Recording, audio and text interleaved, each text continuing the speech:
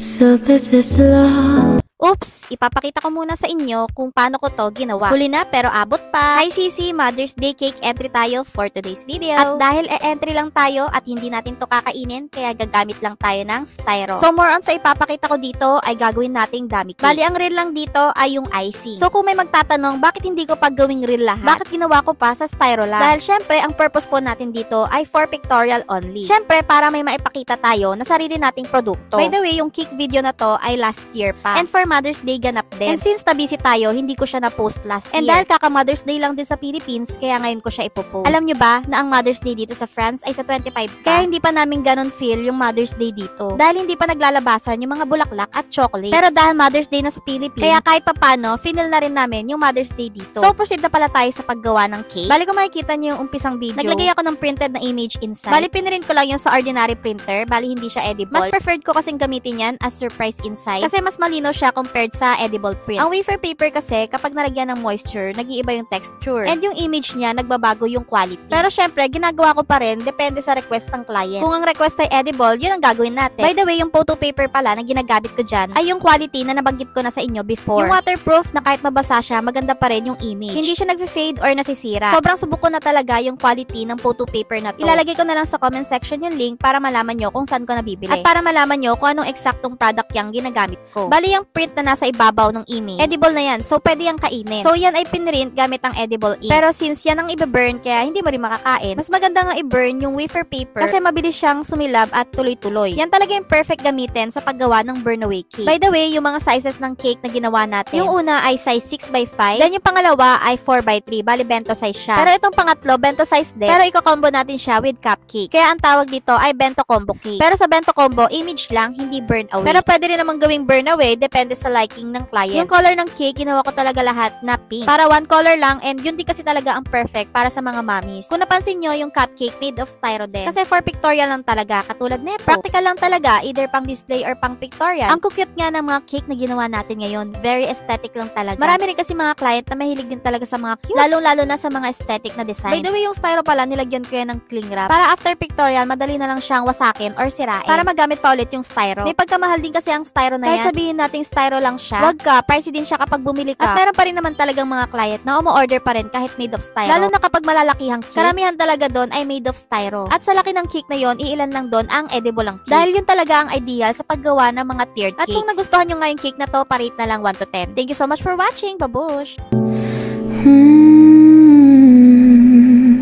So this is love. So this is love. So